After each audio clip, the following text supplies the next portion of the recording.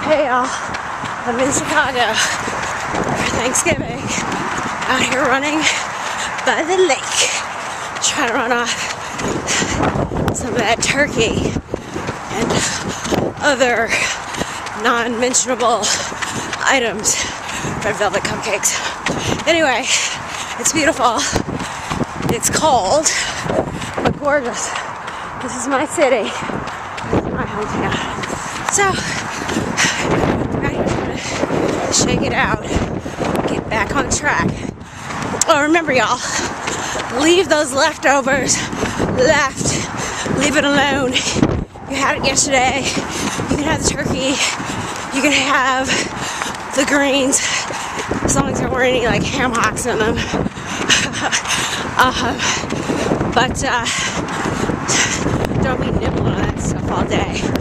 The rest of the week, it's too much. So that's it. Let me get focused on my run. Okay, bye.